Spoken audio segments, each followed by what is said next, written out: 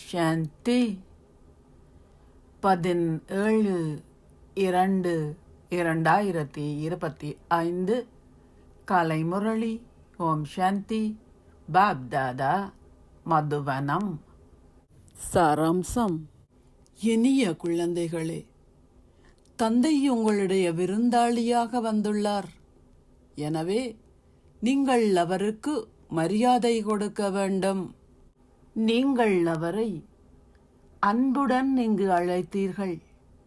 நீங்கள் அவருக்கு மதிப்பளிக்க வேண்டும். அவமரியாதை செய்யக்கூடாது. கேள்வி: குழந்தைகளாகிய நீங்கள் சதா கொண்டிருக்க வேண்டிய போதை என்ன? உங்களுடைய போதை உயரவில்லை என்றால் என்ன கூறப்படும்? பதில்: அதிமேன்மையான ஆளுமையுள்ளவர் எமது விருந்தாளியாக இந்த தூய்மையற்ற உலகினுள் வந்துள்ளார். இந்த போதை தொடர்ச்சியாக உயர்ந்திருக்க வேண்டும். எவ்வாறாயினும் உங்களுடைய போதை வரிசை கிரமமாகவே உயர்கின்றது. தந்தைக்கு சொந்தமாகிய பின்னரும் சிலர் சந்தேகமான புத்தியை கொண்டுள்ளனர். அவர்கள் அவருடைய கையை விட்டுவிடுகின்றார்கள். பின்னர் அது அவர்களின் பாக்கியமே என கூறப்படுகின்றது. ஓம் சாந்தி. தாரணைக்கான சாராம்சம்.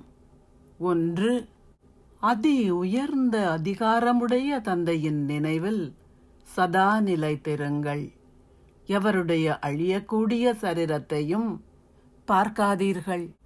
ஆனால் ஆத்ம உணர்வுடையவர் ஆகுவதற்கு முயற்சி செய்யுங்கள்.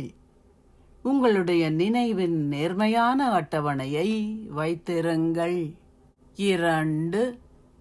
இரவு பகலாக சேவையில் ஈடுபட்டு அதன் மூலம் எல்லையற்ற சந்தோஷத்தை அனுபவம் செய்யுங்கள். 3 உலகினதும் இரகசியங்களை ஒவ்வொருவருக்கும் சந்தோஷத்துடன் விளங்கப்படுத்துங்கள். சிவபாபா கொடுக்கின்ற ஸ்ரீமத்தில் அசைக்க முடியாத நம்பிக்கை வைத்து முன்னேறிச் செல்லுங்கள். தடைகள் வருகின்ற பொழுது பயப்படாதீர்கள். சிவபாபாவே பொறுப்பாளியாவார். ஆகையினால் எதை பற்றியும் சந்தேகம் கொள்ளாதீர்கள். ஆசீர்வாதம். நீங்கள் பல மில்லியன் தடவைகள் பாக்கியசாலிகளாகி இந்த மேன்மையான வேளையில் சகல பேர்களுக்குமான உரிமையை அனுபவம் செய்வீர்களாக. இந்த மேன்மையான வேளையில் பிறப்பு எடுக்கும் பாக்கியசாலி குழந்தைகளான நீங்கள் சென்ற கல்பத்தின் தொடுகையால் நீங்கள் பிறப்பு எடுத்தவுடனேயே சொந்தமாக இருப்பதை அனுபவம் செய்கின்றீர்கள். நீங்கள் பிறப்பு எடுத்தவுடனேயே சொத்துக்கள் அனைத்திற்கும் உரிமையுள்ளவர்கள் ஆகுகின்றீர்கள். எப்படி ஒரு விதையில் மரம் முழுவதும் அமிழ்ந்துள்ளதோ அப்படியே முதலாம் இலக்க நேரத்தில் வருகின்ற ஆத்மாக்களான நீங்கள் வந்தவுடனேயே சகல ரூபங்களிலும் உள்ள பேறுகளின் பொக்கிஷங்களை அனுபவம் செய்கின்றீர்கள். நீங்கள் சந்தோஷமாக இருக்கின்றீர்கள், ஆனால் அமைதி இல்லை. அல்லது நீங்கள் அமைதியாக இருக்கின்றீர்கள், ஆனால் சக்தி இல்லை என ஒருபோதும் நீங்கள் சொல்ல மாட்டீர்கள். நீங்கள் சகல அனுபவங்களாலும் நிறைந்திருக்கின்றீர்கள். ஸ்லோகம். உங்களின் சந்தோஷ நிழலில் குளிர்மையின் அனுபவத்தை கொடுப்பதற்கு சுத்தமாகவும் பணிவாகவும் ஆகுங்கள். அவ்யக்த சமிக்ஞை.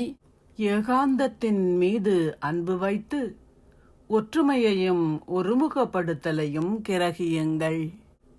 ஒரே ஒருவருடன் சகல உறவு முறைகளையும் வைத்திருந்து அந்த ஒரே ஒருவரிடம் இருந்து சகல வகையான இனிமையையும் அனுபவம் செய்பவர்கள் ஏகாந்தத்திற்கான விருப்பத்தை கொண்டிருப்பார்கள். ஒரேயொருவரிடம் இருந்து உங்களால் சகல இனிமையையும் அனுபவம் செய்யக்கூடியதாக இருக்கும்போது பல திசைகளில் நீங்கள் செல்வதற்கான தேவை என்ன?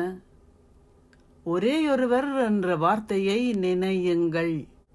ஏனென்றால் இந்த ஞானம், விழிப்புணர்வு, உறவு முறைகள், உங்களின் ஸ்திதி அனைத்தும் அதில் அடங்கியுள்ளன. அத்துடன் அந்த ஒரு வார்த்தையின் ஊடாக உங்களின் பேறுகள் அனைத்தும் மிகவும் தெளிவாகுகின்றன. ஒரேயொருவரின் நினைவையும் நிலையான ஸ்திதியையும் கொண்டிருங்கள். நீங்கள் பெறுகின்ற ஞானம் ஒரேயொருவரின் நினைவிற்கேயாகும். நீங்கள் பெறுகின்ற பேறுகளும் நிலையாக இருக்கும். ஓம் சாந்தி. நன்றிகள் பாபா. கோடி சிலரா